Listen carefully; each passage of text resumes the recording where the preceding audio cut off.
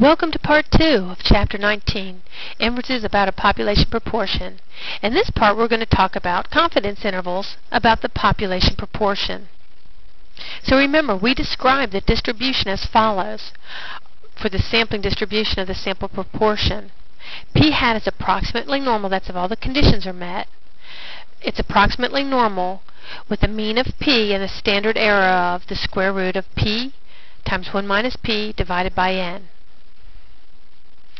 So, if we were to do a confidence interval about the population proportion, the confidence interval would be P plus or minus our critical value times our standard error.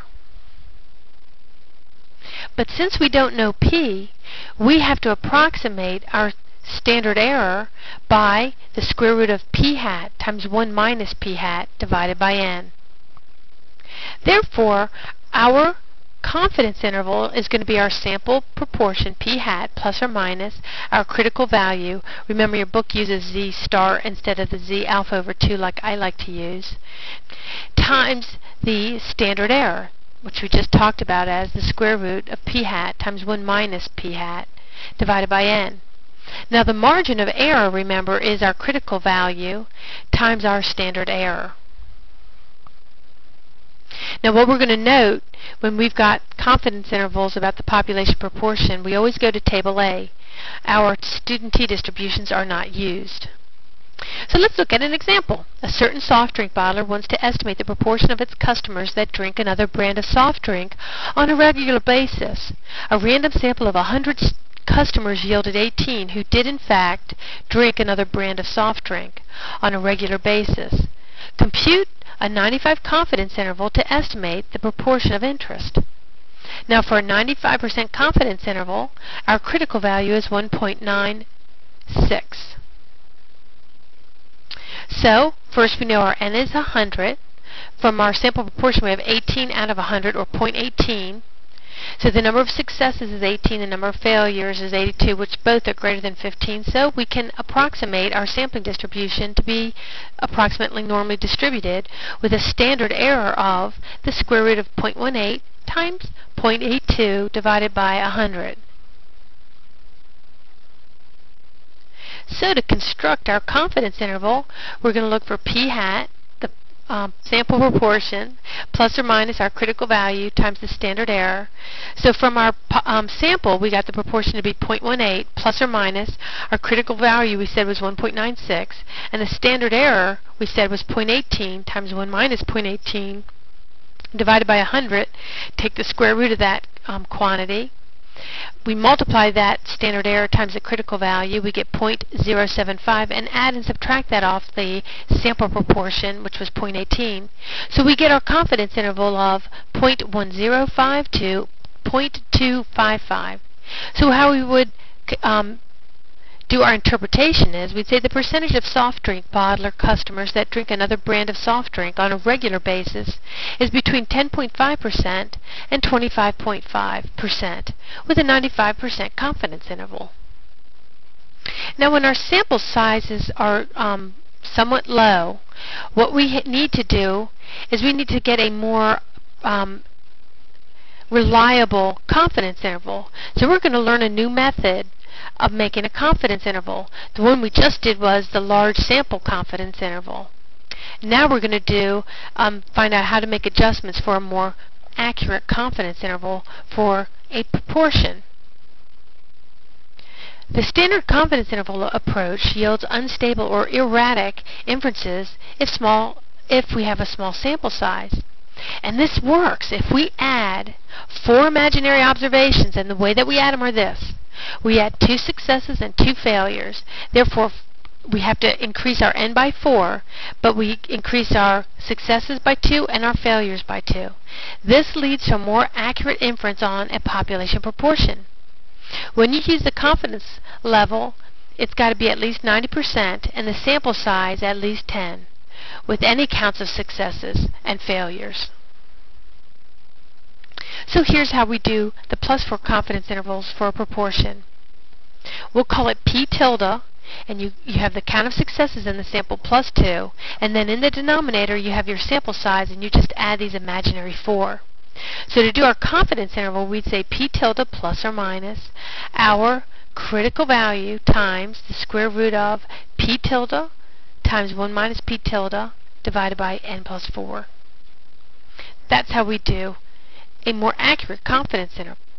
So we'll redo our soft drink problem. So now we'd have to say P tilde is 18 plus 2. And then we'd have to divide by, not by 100, but 104, because you have to add 4 to the sample size. So we get our P tilde to be 20 divided by 104. So now our confidence interval is going to be a little bit different. 20 divided by 104 plus or minus 1.96 times the standard error. So we get a new confidence interval between 12% and 27.2%. So we're 95% confident that between 12% and 27.2% of soft drink bottlers customers drink another brand of soft drink on a regular basis. And this is more accurate. Now let's look how we would use Minitab to find our confidence interval. So let's look at this problem. We polled 500 voters. We asked about a ballot question, and 235 of them were in favor. We want to obtain a 99% confidence interval for the population proportion in favor of this ballot question. So the way you would use Minitab is you'd use the command pone so that they know we're in a proportion problem with one sample. You put your n and then your x. So our n was 500, our x was 235. The confidence level they told us was 99. Now the other piece of this puzzle is we have to say use z, otherwise it will get really a much more accurate answer. We want to approximate it using the z tables to say, hey, we want to use the normal approximation. So you'd put the period and then hit enter, and out pops your 99% confidence interval. So we would estimate that the proportion of voters in favor of this ballot question is between 0.41 and 0.53. with a 99% confidence interval. So here's our generic Minitab command, P-O-N-E, pone, or P1.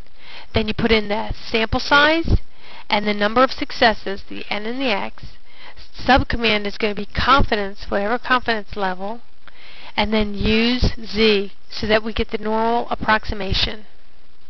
Now, if you just have the data in a column of Minitab, the command would change to P1, and then you'd put the column number that your data's in, tell it what confidence, and again, tell them that you want the normal approximation. And then Minitab will tally your column for you. Suppose that a random sample of 100 has been taken from a population. The measurement is whether or not a person surveyed agrees with proposition X. Y stands for yes, and N stands for no. The data are given in a file. In fact, it's in column 1 of a file. Construct the 90% confidence interval for the actual percent in the population that agree with proposition X. So we'd say pone 1, our data is in C1. We want to do a 90% confidence interval, so we say confidence 90, and then use Z, so we get our normal approximation. And now pops out our 90% confidence interval. So when we find out the answer, we see it right there. We estimate that the percentage of the population that agrees with proposition X is between 52% and 69% with 90% confidence level. And this concludes part 2, confidence, but part 2 of chapter 19, distributions of the proportion.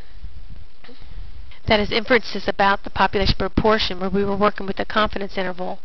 In part 3, we're going to talk about choosing the sample size and start to get into the hypothesis testing.